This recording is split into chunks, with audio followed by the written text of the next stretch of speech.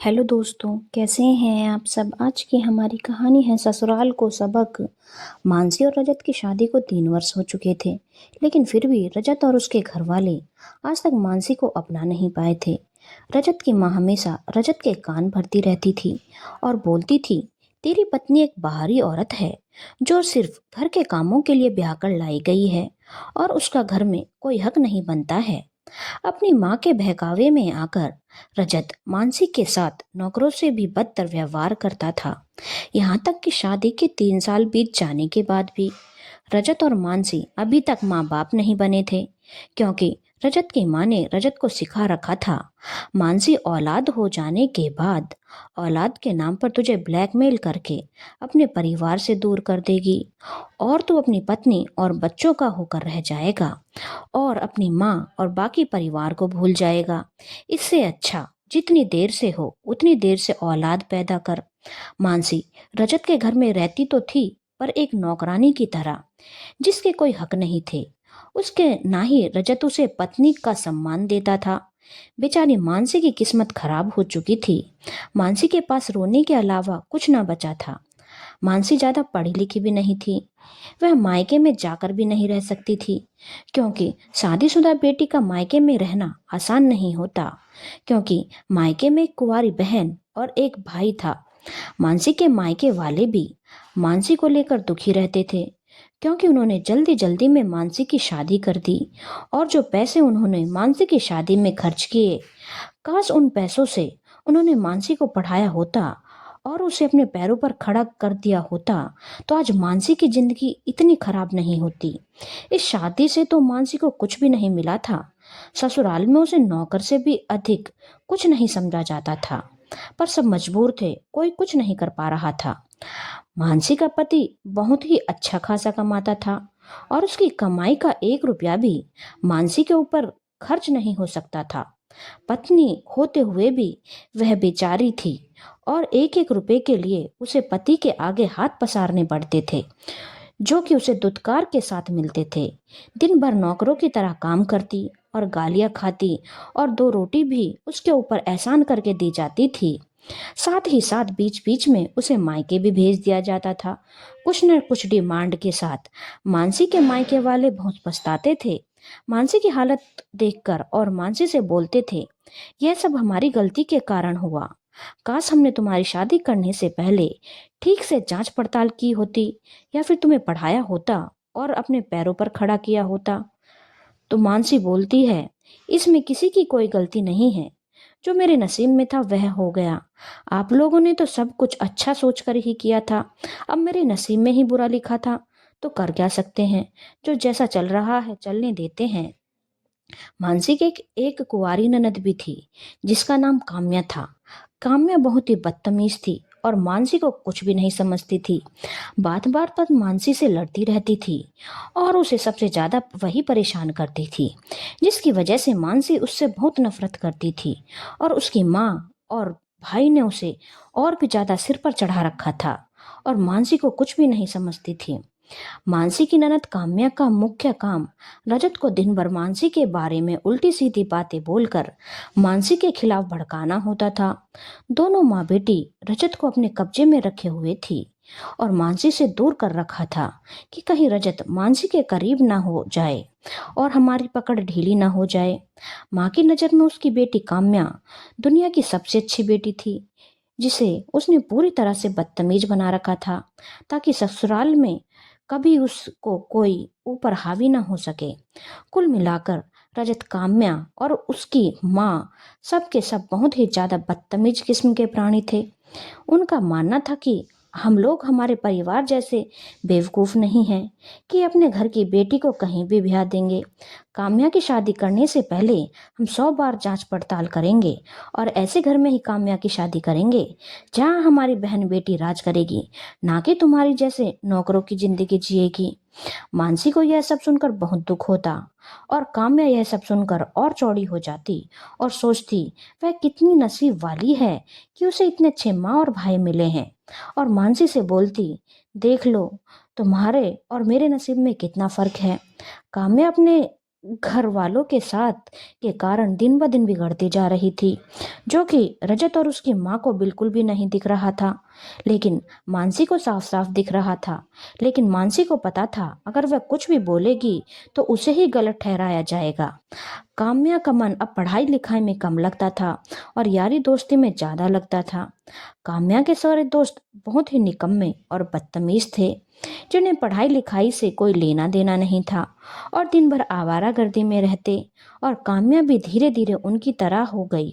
वह झूठ बोलकर घर से पैसे लेती और जाकर उन पैसों से क्लब में पार्टियां करती थी। लेकिन काम्या की माँ और रजत को इन सब बातों की कोई जानकारी नहीं थी। लेकिन मानसी को यह सब कुछ बहुत अच्छे से पता था और वह काफी दिनों से काम्या की हरकतों को भी देख रही थी। लेकिन मानसी को कोई फर्क नहीं पड़ता था, क्योंकि वह काम्या, रजत और उसकी माँ से बहुत नफरत करती थी, क्योंकि इन लोगों ने उसकी जिंदगी नर्क बना रखी थी। और वह कोई भगवान तो थी नहीं कि कोई उसके साथ बुरा करे और वह उनका भला सोचे। इसीलिए यदि काम्या के साथ कुछ बुरा होता भी तो मानसी को रत्ती भर भी फर्क नहीं पड़ता था। काम्या ने एक बॉयफ्रेंड भी बना रखा था, जिसे कि मानसी एक दो बार काम्या के साथ घर के बाहर भी देख चुकी थी। और जिस तरह से वो बात करते थे, काम्या को समझ में आ चुका था कि दोनों का क्या चक्कर है और दोनों किस हद तक आगे निकल चुके हैं। पर मानसी ने सोचा, उसे क्या, कौन सा वह काम्या का भला कर देगी तो वो लोग सुधर जाएंगे। उल्टा अगर वह कुछ बोलेगी तो चार बातें उसे ही सुना देंगे। इसलिए मानसी ने चुप रहना ही ठीक समझा। एक बार किसी पड़ोसी ने काम्या की शिकायत रजत से की थी, तो रजत ने पड़ोसियों को ही गाली देनी शुरू कर दी थी। साथ में काम्या की माँ भी जोर जोर से चिल्लाने लगी थी, अपने घर की बेटियों की चिंता करो, हमारे घर की बेटियों की चिंता करने की जरूरत नहीं। हमारी बेटी को हमने बहुत अच्छे संस्कार दिए हैं, हमारी बेटी कुछ गलत काम नहीं कर सकती। और खबरदार जो कभी मेरी बेटी के चरित्र के बारे में दोबारा कुछ बोला तो। पड़ोसियों ने भी कुछ बोलना बंद कर दिया था और काम्या का मन इससे और भी ज्यादा बढ़ गया था कि यह कुछ भी करेगी उसे कोई कुछ बोलने वाला नहीं। और काम्या अब बेधड़क अपने बॉयफ्रेंड से मिलना जुलना शुरू कर चुकी थी। इधर मानसी के मायके में मानसी के भाई की बहुत ही अच्छी अफसर के पद पर नौकरी लग गई थी और वह एक सरकारी अफसर बन गया था, जिस घर में सब खुश थे। और मानसी भी बहुत खुश थी और काम्या की भी अब शादी की उम्र हो चली थी। लेकिन काम्या तो पढ़ाई लिखाई छोड़कर बॉयफ्रेंड के चक्कर में फंसी हुई थी। और एक दिन काम्या घर में उल्टियां कर रही थी, जिसे देखकर समझ में आ गया कि काम्या पेट से है। अब और रजत की माँ का दिमाग घूम गया और उन्होंने काम्या को पकड़ के जोर से थप्पड़ लगाया और बोला, यह सब क्या है। लेकिन काम्या का मन तो उन्होंने ही बढ़ाया था, तो काम्या ने उन्हें झटका दिया और बोला, क्या क्या है, मैं माँ बनने वाली हूँ, क्या कोई नई बात है, हर लड़की माँ बनती है। हाँ, थोड़ा जल्दी हो गया, लेकिन चिंता की कोई बात नहीं, मेरा बॉयफ्रेंड है, मैंने उससे बात कर ली है, आज शाम में वह आप लोगों से मिलने आ रहा है, जल्दी हमारी शादी कर दो, सब ठीक हो जाएगा। काम्या की माँ और रजत को तो झटका लग गया कि इतनी बदतमीज और निर्लज काम्या कैसे हो सकती है। पर कहीं ना कहीं उन्हें पता था कि इन सब के जिम्मेदार वे खुद हैं। मानसी चुपचाप सब कुछ देख रही थी और पता नहीं कि उसको मन को कितना सुकून हो रहा था। शाम को काम्या का बॉयफ्रेंड रजत से मिलने के लिए आया। उसे देखकर रजत और उसकी माँ को बहुत जोर का गुस्सा आया। मुंह में पान मसाला भरा हुआ था, कामकाज कुछ करता नहीं था, देखकर गली का गुंडा लग रहा था, पढ़ाई लिखाई से दूर दूर कोई नाता नहीं था, गुंडागर्दी से कुछ पैसे कमा लेता था। रजत ने उसे धक्के देकर घर से बाहर निकाल दिया और बोला, तू क्या सोचती है इस गुंडे से तेरी शादी कर देंगे। काम्या ने बोला, आपके पास कोई और रास्ता तो नहीं है और मुझे वह बहुत पसंद है, तो आप लोगों को क्या दिक्कत है। रजत और उसकी माँ एक दूसरे को देख रहे थे कि क्या सोचा था उन्होंने काम्या के लिए और इसने क्या पसंद कर रखा है। रजत ने काम्या को साफ साफ बोल दिया, कान खोलकर सुन ले, उस से तेरी शादी किसी कीमत पर नहीं होने दूंगा। तू क्या चाहती है, जिस तरह से हम मानसी के मायके वालों को परेशान करते रहते हैं, हमारे सर पर भी कोई हमें परेशान करने वाला बैठ जाए और जानते बूझते हम तेरी जिंदगी खराब कर दें। दिमाग ठीक है तेरा। काम्या ने बोला, आपके पास कोई और रास्ता है भैया क्या, अपनी इज्जत प्यारी नहीं है, और हंसने लगी। काम्या को इस तरह बेशर्मी से हंसते देख रजत और उसकी माँ के तन बदन में आग लग गई, और मानसी को मन ही मन बहुत सुकून मिल रहा था, और वह भगवान का शुक्रिया अदा कर रही थी कि उसे यह खुशी देखने के लिए मिली। अब काम्या की माँ और रजत ने दिमाग चलाना शुरू किया कि एक तो इस लड़की ने इतना बड़ा कांड कर रखा है, तुरंत इसकी शादी करनी पड़ेगी। ऊपर से लड़का इसने गुंडे को चुना रखा है, जिसे हम किसी कीमत पर अपना दामाद नहीं बना सकते। कुछ तो दिमाग लगाना पड़ेगा। और फिर दिमाग में मानसी का भाई आया, जिसकी अभी ही अफसर के पद पर नौकरी लगी थी, और उन्होंने अपने दिमाग के घोड़े दौड़ा दिए। लेकिन उन्होंने मानसी के घर में फोन करके साफ साफ बोल दिया कि आपको हमारी बहन काम्या के साथ अपने बेटे की शादी ही करनी पड़ेगी, नहीं तो मानसी की जिंदगी को हम नर्क बना देंगे। उन्होंने काम्या के गर्भवती होने की बात मानसी के मायके वालों से छुपा ली और उन्हें कुछ भी नहीं बताया, और मानसी को भी धमकी दे दी कि अगर कुछ भी अपने मायके में बताया तो तुम्हारी खैर नहीं। लेकिन मानसी को तो सारी बातें पता थी, और वह कैसे किसी और का पाप अपने भाई के सर पर डलवा देती, वह भी सब कुछ जानते बूझते। और सबसे बड़ी बात, काम्या के स्वभाव को वह बहुत अच्छे से जानती थी। इस परिवार के कारण उसकी खुद की जिंदगी तो नर्क बन ही चुकी थी। अब वह अपने भाई की जिंदगी काम्या के साथ शादी करवा कर खराब नहीं करना चाहती थी। मानसी ने ठान लिया कि किसी भी कीमत पर काम्या की शादी अपने भाई से नहीं होने देगी। इधर रजत और उसकी माँ ने काम्या को अच्छे से समझाया कि देख काम्या, इतनी बड़ी गलती तो तू कर ही चुकी है।